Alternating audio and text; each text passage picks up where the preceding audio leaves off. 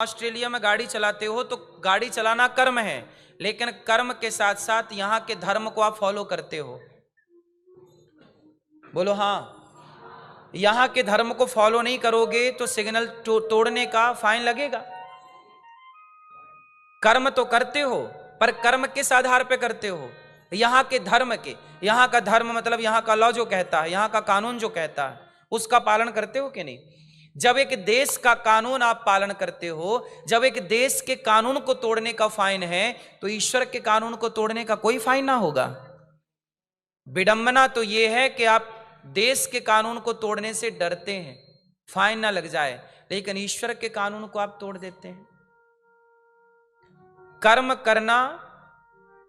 अब आप बताइए, आप कहते हैं कर्म बड़ा है, तो फिर कर्म तो रावण ने भी किया था सीता मां को चुराने का, फिर उसे उसके पुतले क्यों जलाए जाते हैं? फिर कर्म बड़ा है तो दुर्योधन ने भी तो द्रौपदी के भरी सभा में कपड़े उतारे थे, कर्म ही तो किया था। ए दुशासन, कपड़े उतार दो।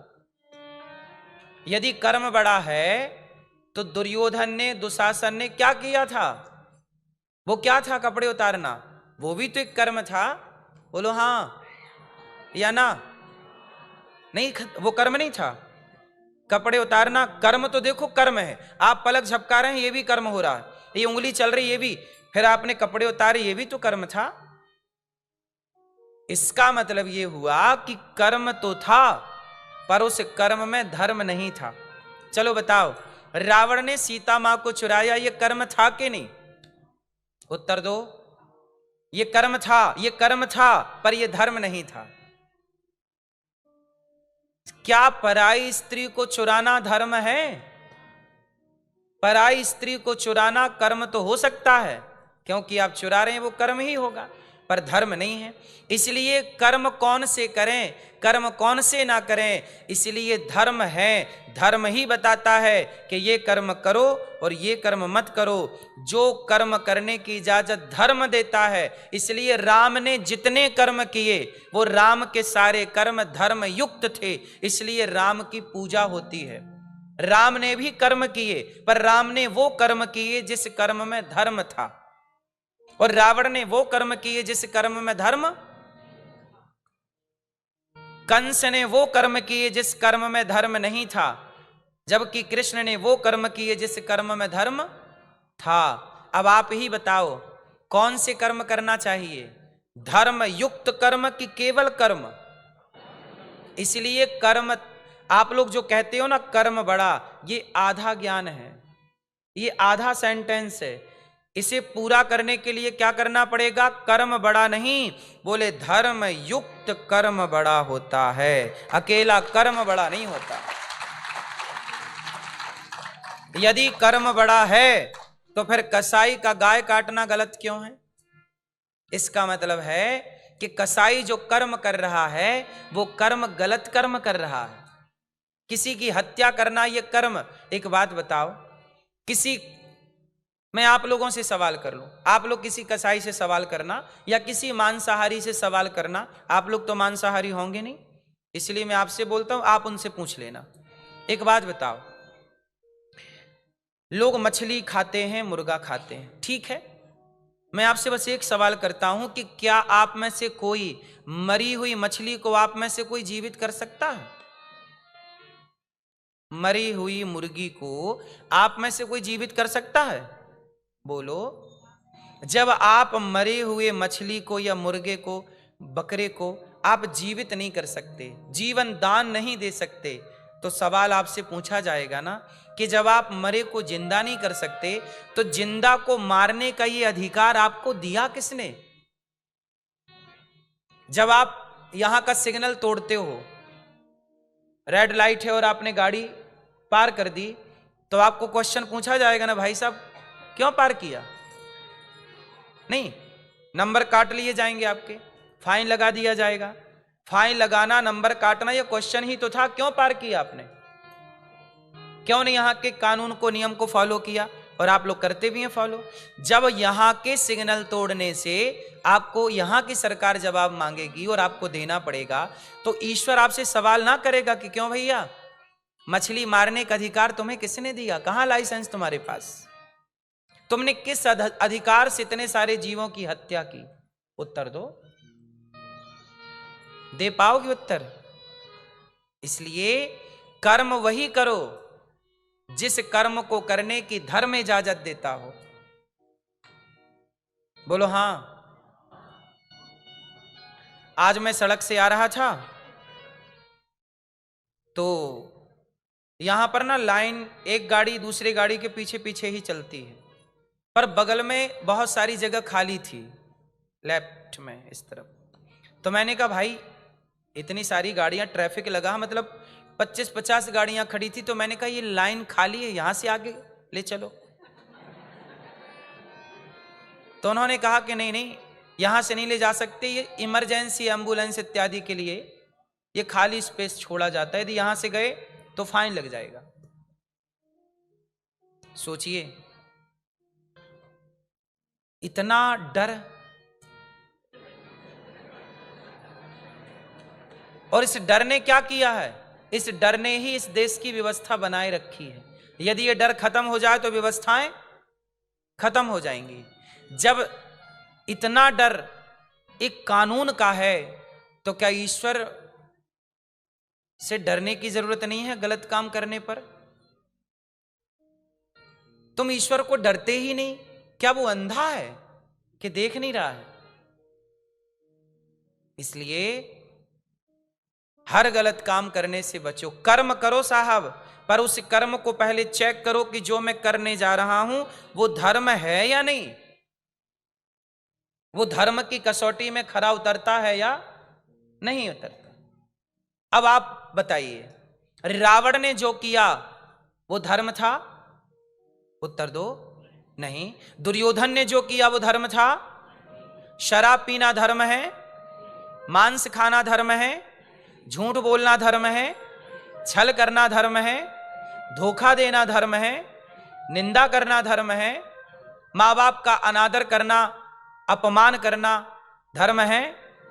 इसलिए वही काम करो, वही कर्म करो जो धर्म आज्ञा देता हो, इजाजत देता हो, तब जाके आपका वो कर्म आपका श्रेष्ठ कर्म बनेगा और वही कर्म आपकी सदगति कराएगा। कर्म आपको नरक भी ले जाएगा और कर्म आपको स्वर्ग भी ले जाएगा। बोलो हां।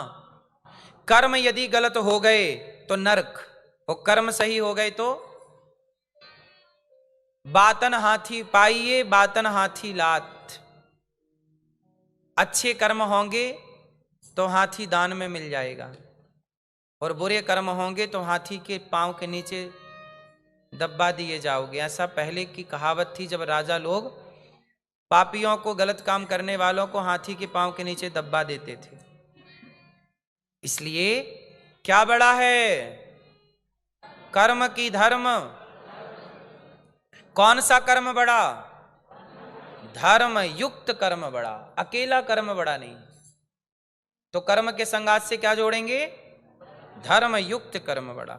धर्म, चलो अब बताओ धर्म कितने प्रकार का होता है? धर्म कितने तरह का होता है? कितने तरह का? एक। कितनी तरह का होता है? मैया। कितने प्रकार का धर्म होता है मेरी मां? मैया क्या बोलती तू?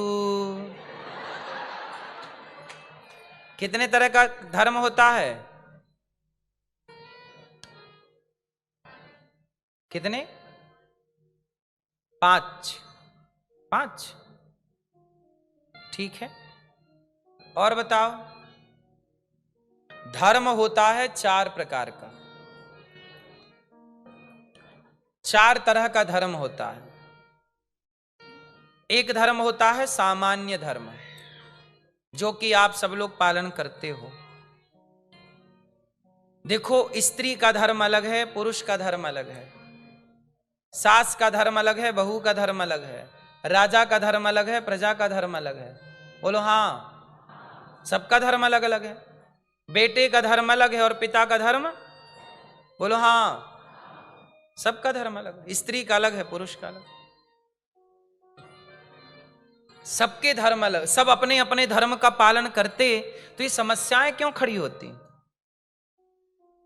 पहले ना सेना थी ना पुलिस थी, फिर भी व्यवस्थाएं थी। क्यों? क्योंकि सारे लोग अपने धर्म का पालन करते थे, कोई झूठ बोलता नहीं था। हरिश्चंद्र के जमाने में कैसे लोग थे? हरिश्चंद्र बाजार में बिक गए पर झूठ नहीं बोला, दशरथ जी मर गए पर झूठ नहीं बोला।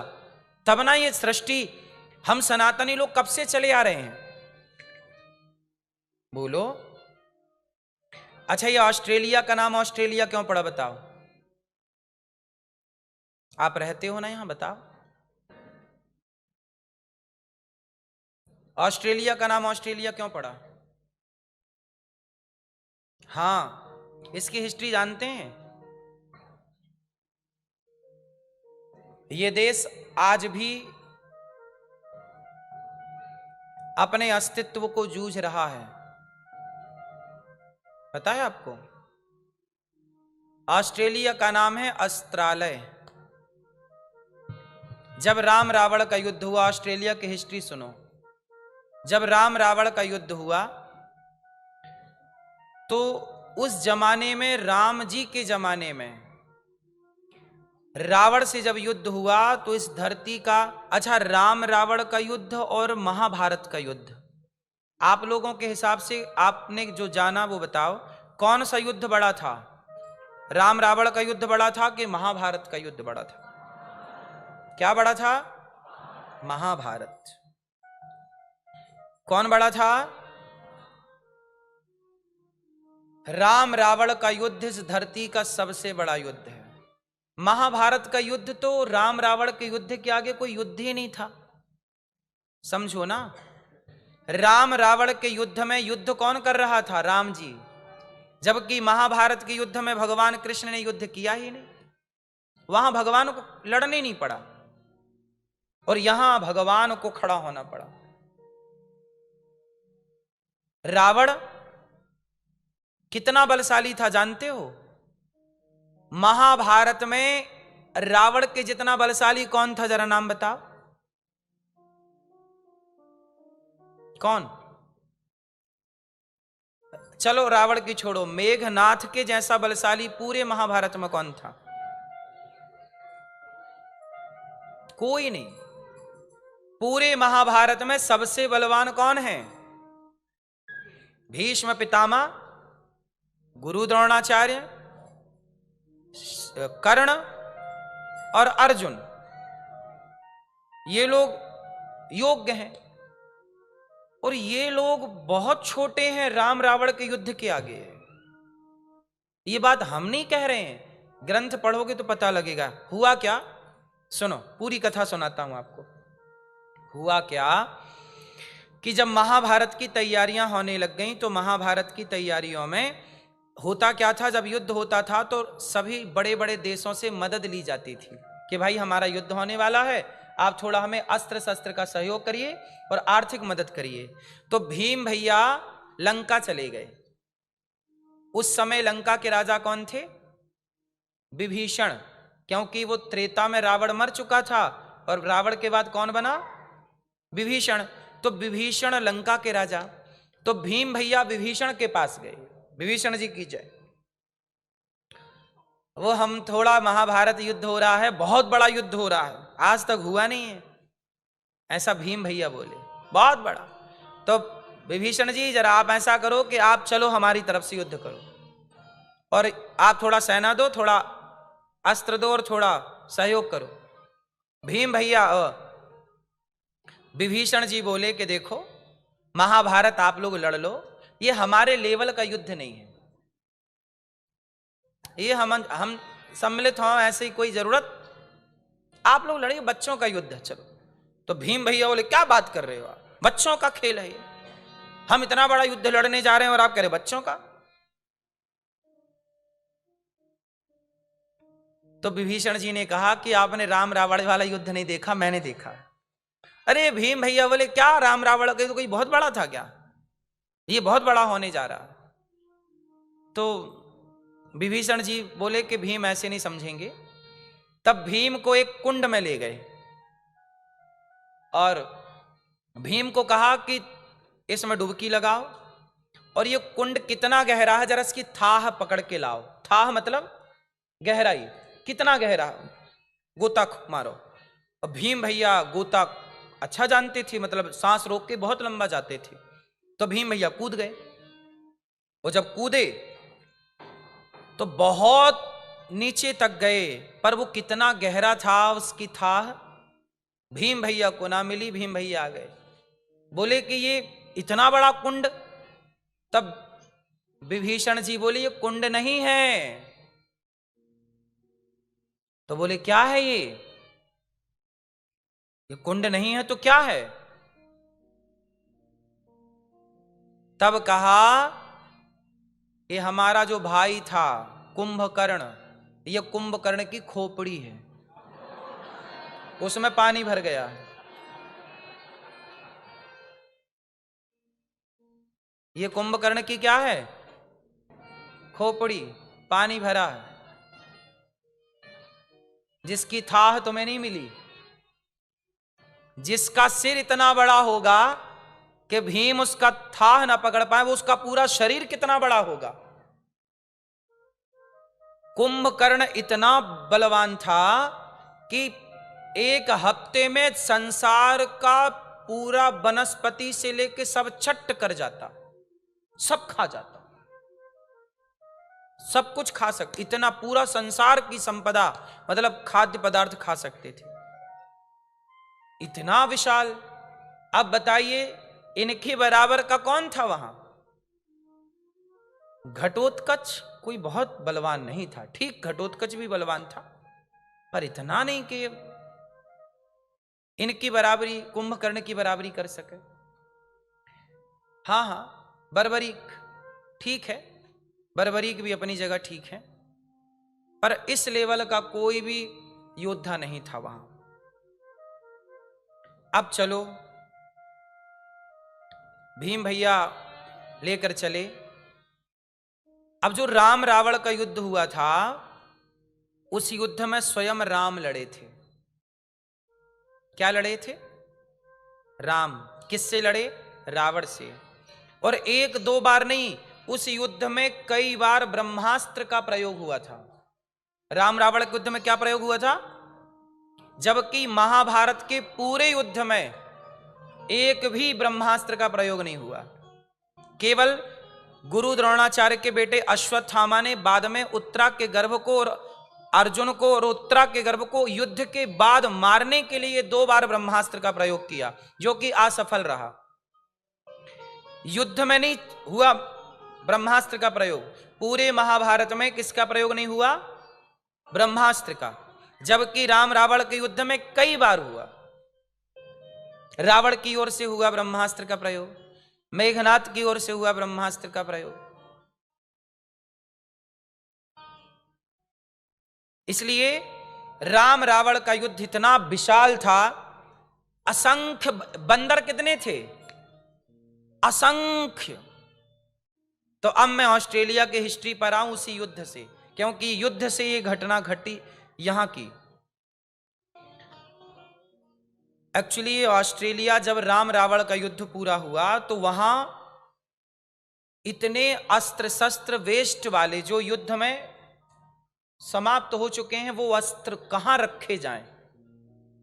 एक दो नहीं थे, एक दो गाड़ी माल नहीं था, लाखों गाड़ियां, लाखों की संख्या में अस्त्र शस्त्र थे। तब राम जी ने बंदरों से कहा कि मैं जा रहा हूं अयोध्या, मेरी पावन सेना जाओ, आप लोग मेरी खूब सेवा किए, जाओ मैं आपको एक स्वतंत्र भूमि दान करता हूं। यहां से दक्षिण की ओर भगवान राम ने कहा, अच्छा ये लंका के नीचे की तरफ तो हम बैठे हैं, भारत का दक्षिणी हिस्सा है ना, हाँ या ना?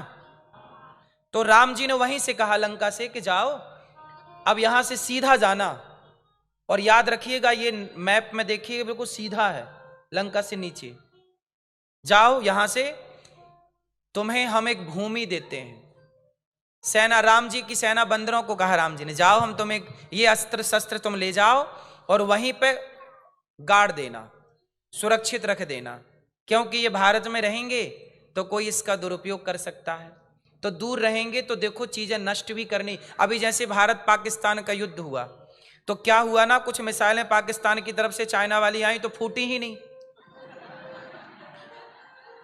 तो फिर क्या करना पड़ा कि भारत के अपनी सेना को उनको क्या, अब वहां पड़े तो रहने नहीं दे सकते ना, समझो भाई, वो मिसाइल पड़ी है, पता नहीं कब एक्टिव हो जाए, कब विस्फोट हो जाए।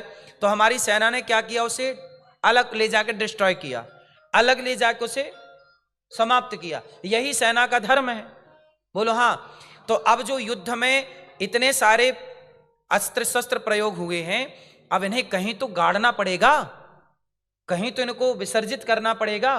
तब राम जी ने अपनी पूरी बंदरों की सेना को कहा कि जाओ ये अस्त्र शस्त्र वहां ले जाओ, अस्त्रालय करके दिया। बाद में ये अपभ्रंश हो गया ऑस्ट्रेलिया, तो यहां लाके गाड़ दो। और तुम एक काम करना, वहां तुम बहुत गर्मी में रहे हो ना, अब जाओ थोड़ा वहां रहना और वहां के बढ़िया खाना पीना वहीं खाना, तुम्हारी भूमि रहेगी वो, आज से तुम्हारे लिए हमने तुम्हें वो भूमि दे दी। तो ये पूरा ऑस्ट्रेलिया राम जी ने अपनी सेना बंदरों के नाम कर दी, जाओ ये तुम्हारा है अस्त्रालय और तुम। इसलिए आपने देखा होगा कि जो यहाँ के ऑस्ट्रेलियन प्राचीन लोग हैं उनकी सूरत आप देखिए कैसी है। नहीं नहीं, ये हम मजाक में नहीं बोल रहे हैं, हम केवल बता रहे हैं कि वो हमारे अपने हैं, वो हमारे क्या हैं, अपने हैं, वो राम के हितैषी हैं, वो राम की सेना है। अब चूंकि राम जी ने, अब ये समझ लीजिए कि वो सब राम जी की सेना का पार्ट है, हिस्सा है, इसलिए वो लोग सनातन को फॉलो करने वाले लोग हैं। वो राम की उपासना करने, जब बंदर आए तो यहां किसकी पूजा की, राम की ना करेंगे, राम का पराक्रम देख कर आए। तो राम की पूजा करते करते वो लोग धीरे धीरे धीरे धीरे धीरे धीरे वही परंपरा को लेकर चले, और आज भी वो लोग, उनकी सूरत शकल उसी तरह से है, क्योंकि वो प्राचीन भारतीय ही है। तो भारत का ये अस्त्रालय था, ये राम जी के टाइम का अस्त्रालय था, जिसे आप ऑस्ट्रेलिया कहते हैं। और आज भी सोचिए, जैसे भारत गुलाम हुआ ऐसे ये भी गुलाम हुआ, लेकिन भारत तो टाइम पर आजाद हो गया, पर ये आज भी आजाद नहीं हुआ। आज भी यहां के जो उन वानरों का अस्तित्व है वो अब समाप्त है। सोचिए, मैंने ये सारी हिस्ट्री केवल आपको इसलिए बताई कि हम सनातनी 700 साल गुलाम रहे, फिर भी हम जस के तस खड़े हैं, क्योंकि हमारा वेश मजबूत है, हमारे संस्कार, हमारी संस्कृति इतनी मजबूत है कि आक्रांता तोड़ ही नहीं पाए। लेकिन यहां ये लोग दूर हो जाने के कारण, संस्कार संस्कृति से बिछड़ जाने के कारण ये कमजोर होते चले गए, और कमजोर होते होते होते होते इन पर भी जिन्होंने हुकूमत किया अब वही इस देश को चला रहे हैं। हाँ या ना? इसलिए आपको केवल हम ये सारी बातें इसलिए बता रहे हैं कि जो भारत है, भारत में जो हमारे ऋषि मुनि हुए हैं, उन्होंने अपने भारत को इस तरह से डिजाइन किया है, कल्चर को, संस्कृति को, संस्कारों को, कि इसे करोड़ों साल बाद भी तोड़ा ना जा सके।